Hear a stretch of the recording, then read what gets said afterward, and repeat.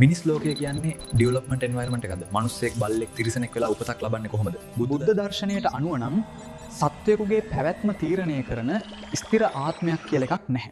නාම සහ රූප කියන සංකීර්ණ පද්ධතියක ක්‍රියාකාරීත්වයක් නිසා තමයි මේ හැම දෙයක්ම හැදිලා තියෙන්නේ. පද්ධතියේ කාර්යක්ෂමතාව වැඩි කරන පිරිසිදු කේත විදියට කුසල කර්මත්, පද්ධතිය කඩාකප්පල් කරන දෝෂ සහිත කෙත විදියට අකුසල කර්මත් හඳුන්වන්න පුළුවන්. ඔක්කොම කෝඩ් වල එකතුව පර්සනල් ඩේටාබේස් එකේ හෙවත් කර්ම ශක්තිය විදියටද සංසාරේ පුරා ගබඩා වෙලා තියෙනවා. මේ ගබඩා වෙලා තියෙන කර්ම ශක්තිය ජීවියෙකුගේ නැවත උපතකට සම්ප්‍රේෂණය වෙන්නේ කොහොමද?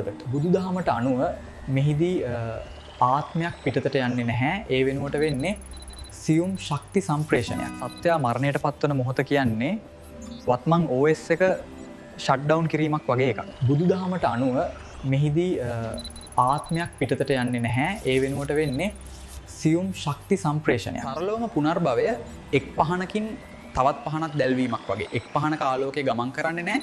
එහි ශක්තිය නිසා අනෙක දැල්වෙනවා. මේ චුතිසිත හෙවත් මරණාසන්න පුද්ගලයාගේ අවසන් සිතුවිල්ල තමයි කර්ම ඩේටාබේස් එකෙන් ඈලගේ උපත තීරණය කරන ප්‍රොඩක්ෂන් ඩේටා පැකට් එක. චුතිසිත විසින් උත්පාදනය කරන ලද බලවත් කර්ම ශක්ති තරංගය පටිසන්ධි විඥානය නැමැති නව සිතුවිල්ලක් ක්ෂණිකව නිර්මාණය කරයි.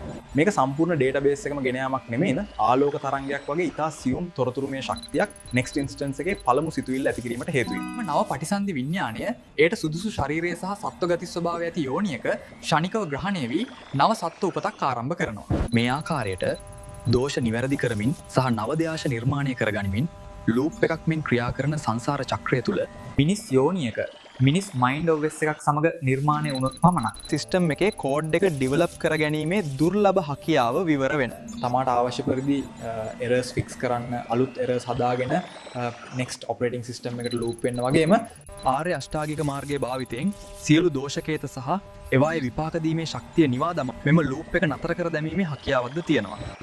මෙම ලූප් එක නතර කර දැමීමට හෙවත් නිවන ළඟා කර ගැනීමට නම් සිස්ටම් එකේ ඩිවෙලොපර් ඔප්ෂන් එක ඇති මිනිස් මයින්ඩ් OS එකක්ම තිබිය යුතුමයි.